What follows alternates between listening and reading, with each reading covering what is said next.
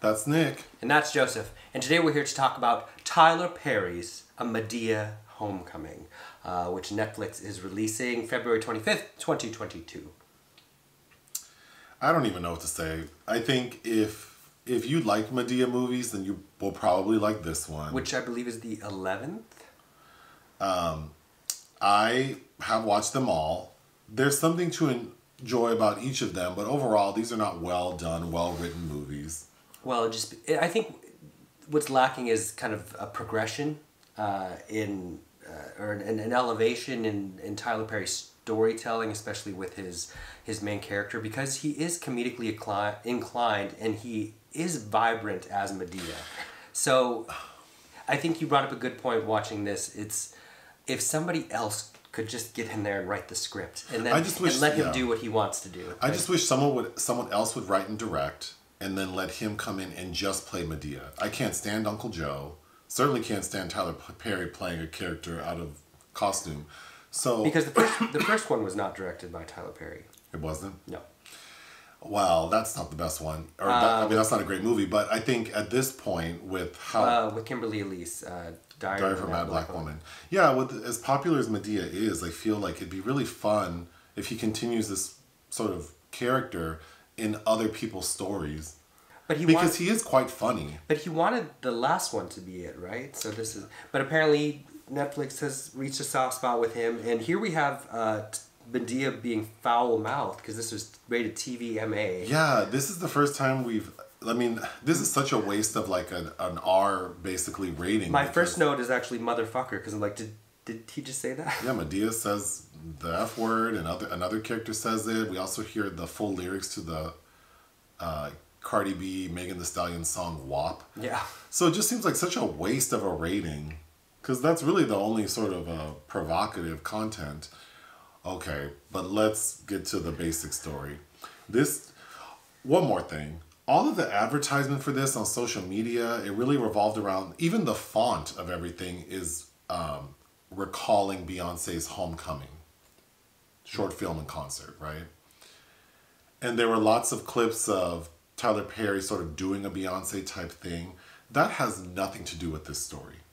In fact, I'm going to give this film a low rating. The best part of the film are the end credits where we see Madea sort of doing Homecoming. Yeah. Like he performs a couple of songs. At Coachella, and then he's backstage with the dancers being crazy. That was the best part of the film. That's like, there's so many good ideas in there about a strange mockumentary he could have done. Yes. Yeah, that would have been such a better film. But anyway, the basic story of what we got is it revolves around a character named Tim, who is Madea's great grandson. Mm-hmm.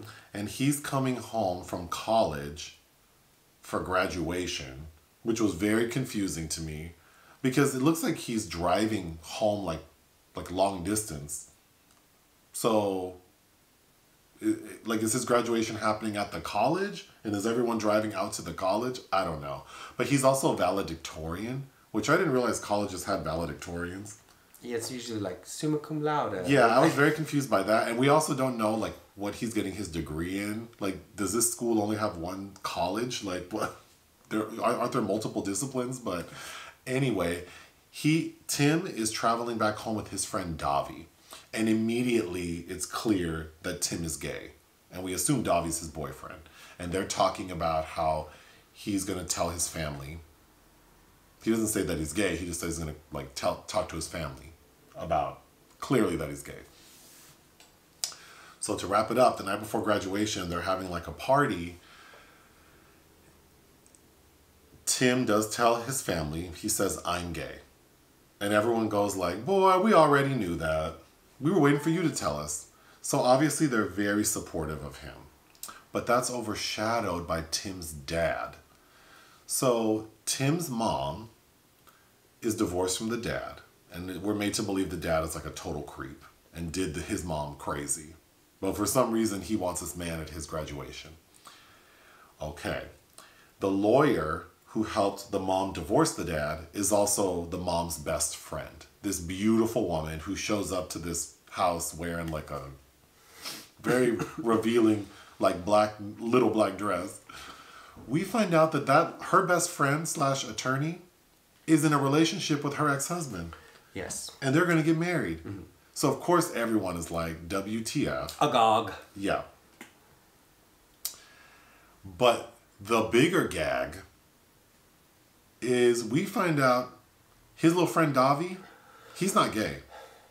To the contrary, he's been having a 2-year-long affair with Tim's mom.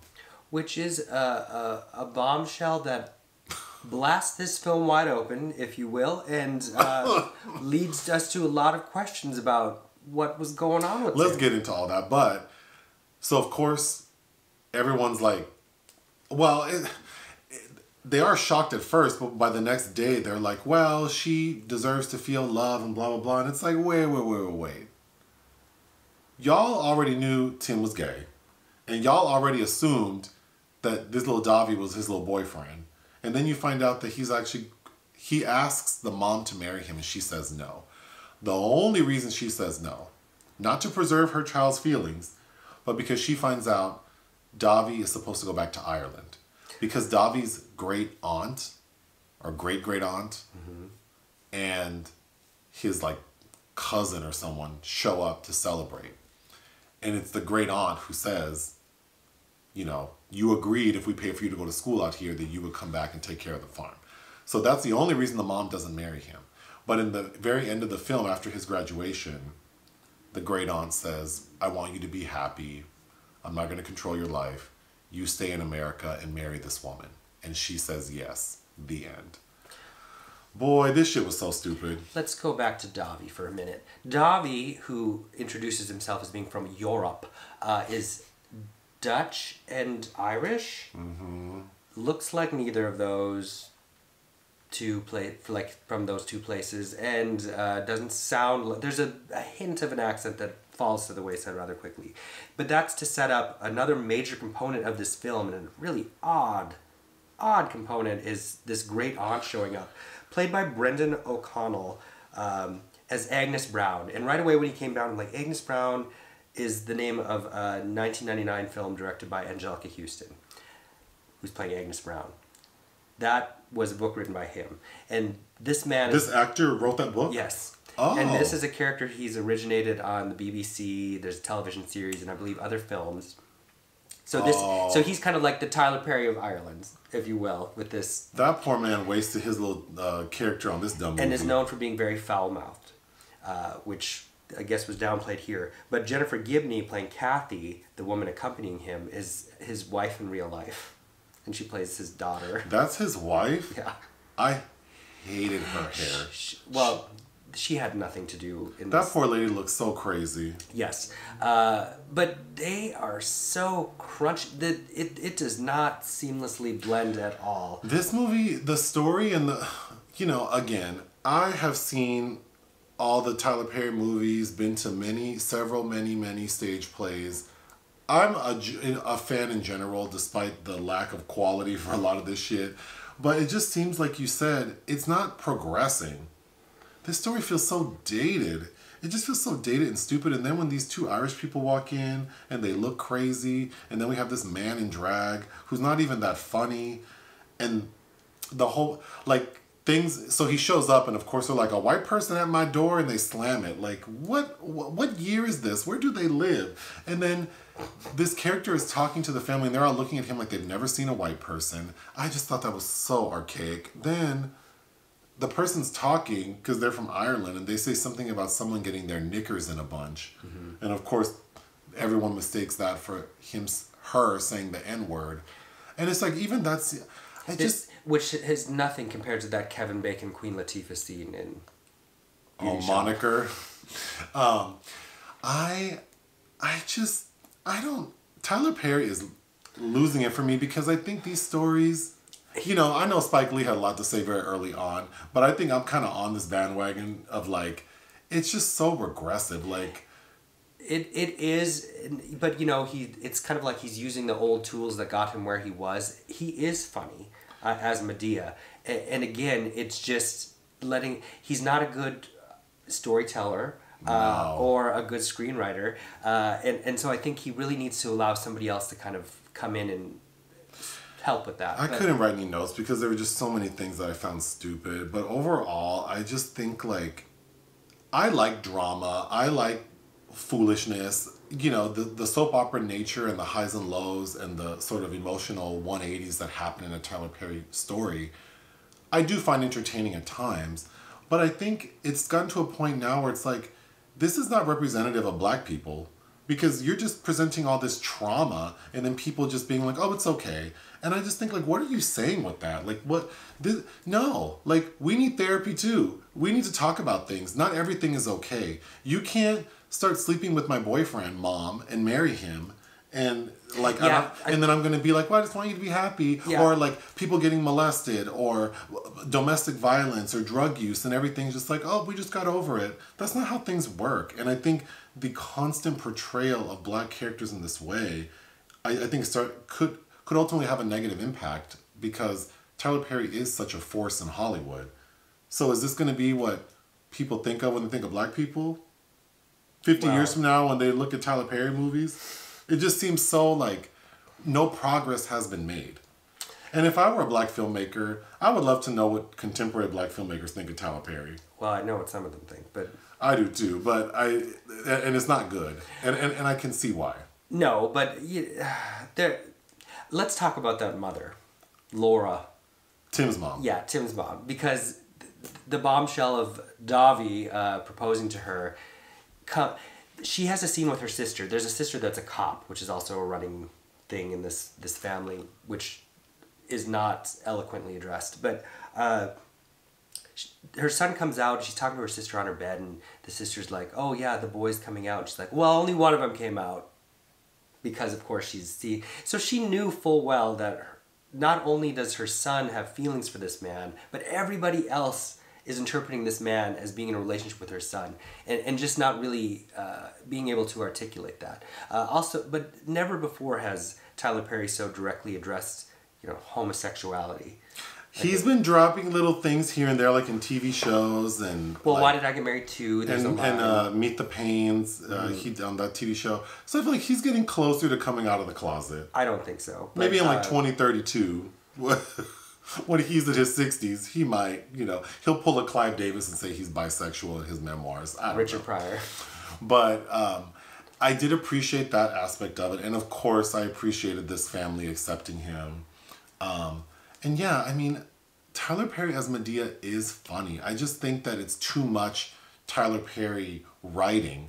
Yeah, because he's funny as Madea because you can tell that he's in charge. So he's just like running his mouth and it works very well. You can tell that everything is just like shot. And there are some segues in this one that are... The editing? That feel very television quality. It's almost like he shoots so fast that there's like extra money left over in the budget, so then we can have these like weird little details that... But he has his own studio. He's made so many films. This is a professional. I just don't understand how the quality of the work doesn't improve. And he has all of the money. All of the money. Hire better cinematographers. Hire better writers. Get a director on board who knows how to handle this material. There's so much like amazing younger, I don't want to say younger, but amazing black talent that hasn't been fully tapped. Of course. Get those people to direct your shit. There's so many amazing black comedy writers. Get these people in there and write these damn scripts and just have a full story and then let Madea just pop in and you do your thing.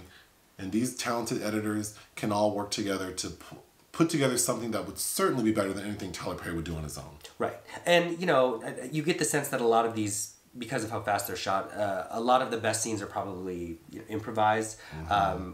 And usually my favorite one in all of these is Cassi Davis as Bam. And she doesn't have a lot to do. I really enjoyed Cassi Davis in the other films, but in this one... Especially Boo. Yeah. But yeah, in this one she doesn't have much to do. No. Again, Uncle Joe drives me crazy. Yes. Well, the prosthetics on him... Ugh, Mr. Brown. Again, the humor, it's almost like Archie Bunker All in the Family. Like, it just feels so dated. Well, it's so on the nose in a way that's like... In a way, like in All of the Families, like nothing else was kind of dealing with subjects like that where it was so important. And now it's like, look around. Everywhere you are, there's something that's more eloquently kind of delving into whatever Tyler Perry's doing. What else do you have to say? I had one line of dialogue I wrote down. Go ahead. Tim's valedictorian speech, where he rips up what he had proposed to speak about. A future isn't a future without a past. It's true. Yeah, you're right, sir, young man. What would you give this film? Oh, or do you have more to God. say? I don't have more to say. I mean, I would give it 1.5 out of 5. I'd say 1. I'm only giving it the extra half because the end credits I thought were the best part of the film. And I do think when it's just Madea running her mouth, she's funny. But when it's sandwiched between Uncle Joe and Mr. Brown and these like ridiculous plot points that don't ever find resolution, it's just not worth the trouble. And this shit was like 1 hour, 47 minutes. No. Yeah. No. Anything else? No. Bye.